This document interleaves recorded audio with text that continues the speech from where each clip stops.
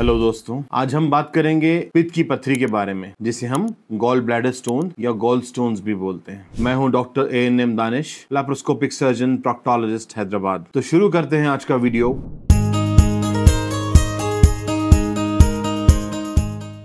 Gall stones ये किस तरह की पथरी होती है, क्यों होती है, क्या इसके कारण हैं और ये इतना कॉमन क्यों होता जा रहा है, आज हम इस बारे में बात करेंगे। पहले हम समझते हैं गॉल ब्लैडर होता क्या है। आपके एब्डोमेन के राइट साइड में जहां लिवर होता है, बिल्कुल लंग के नीचे एक छोटा सा ऑर्गन होता है जिसे हम गॉल ब्लैडर या पित्त कहते हैं, जो एकदम लीवर के नीचे होता है।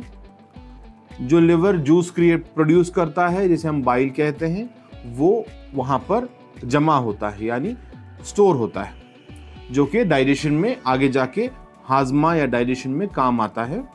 तो दोस्तों, अब हम समझते हैं कि गॉल ब्लैडर में स्टोन का बनना किस वजह से होता है। जैसे मैंने बताया आपको कि लिवर में जो बाइल सीक्रेट होता है वो गॉल ब्लैडर में स्टोर होता है, जमा होता है, जो ज़्यादा देर उसमें पड़े रहने की वजह से बाइल में जैसे कोलेस्ट्रॉल की मात्रा ज़्यादा होने की वजह से, या बाइल सॉल्ट ज़्यादा होने की वजह से, या पानी की मात्रा कम होने से वहाँ पे ये गॉल ब्लैडर या पित्त के पथरी या गॉल ब्लैडर स्टोन्स बनने लगते हैं। ये विभिन्न आकार के होते हैं, विभिन्न साइज के होते हैं, अलग अलग साइज, अलग अलग शेप्स में नजर आते हैं। कई सारे पेशेंट्स को ये बिना तकलीफ के, बिना किसी दिक्कत के निकल जाते हैं। यूजुअली गॉल ब्लैडर स्टोन्स एक एक्सीडेंटल फाइंडिंग भी हो जाती है, जहां पेशेंट किसी और वजह से अल्ट्रासाउंड स्कैन या एब्डोमेन स्कैन करवाते हैं।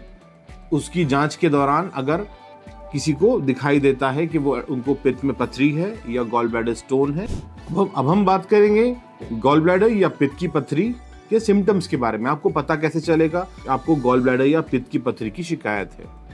आपको एब्डोमेन के राइट साइड में इस जगह दर्द महसूस होने लगेगा जब आप यहाँ पे हल्का सा प्रेस करेंगे, और आपके दोनों कंधों में दर्द हो सकता है, और कभी कभार आपको बैक पेन भी हो सकता है, लोअर बैक पेन। अगर ये सब सिम्टम्स होते हैं तो डेफिनेटली आपको अपने पित्त की पथरी या गॉल ब्लैडर स्टोन की जांच करवानी चाहिए। अब हम समझते हैं कि ये गॉल ब्लैडर स्टोन या पित्त की पथरी की कुछ स्पेसिफिक चीज़ें हैं। जैसे ये ज़्यादातर महिलाओं में ज़्यादा दिखता है, फीमेल्स में, और स्पेशली फैटी फीमेल्स जो फैटी फूड ज़्यादा खाती हैं, जो ओवरवेट है या फिर डायबिटिक हैं, उनमें ज़्यादा दिखता है। और ये ज़्यादातर फर्टाइल एज ग्रुप, मतलब जो औरतें जो फर्टाइल एज ग्रुप में होती हैं उनमें ज़्यादातर पाया जाता है। और ये हम गॉल ब्लैडर की पथरी या गॉल स्टोन्स या जिसे हम कहते हैं पित्त की पथरी को डायग्नोस कैसे करेंगे। सिंपल है, इसको हम सीधे सीधे अल्ट्रासाउंड या जिसे हम एब्डोमेन स्कैन कहते हैं, अल्ट्रासाउंड से हम पता कर सकते हैं। इसमें हम ये पता कर सकते हैं कि स्टोन्स के नंबर्स कितने हैं, कितने ज़्यादा पथरी में स्टोन्स हैं, कितने बड़े साइज के हैं, चाहे वो छोटे दाने जितने हो या एक नींबू जितने। अलग अलग विभिन्न आकार, विभिन्न साइजेस में आपको गॉल ब्लैडर स्टोन्स दिखाई दे सकते हैं। तो दोस्तों, अब हम बात करेंगे ये गॉल ब्लैडर स्टोन्स को हम वैसे ट्रीट कैसे करते हैं। ज़्यादातर केसेस में पेशेंट्स बिना सिम्टम के अपनी पूरी ज़िंदगी निकाल लेते हैं। पेशेंट या तो उनको किसी और वजह से या किसी और तकलीफ की वजह से जब टेस्ट करवाते हैं तब उनको ये पता लगता है कि उनको गॉल ब्लैडर या पित्त की पथरी की शिकायत है।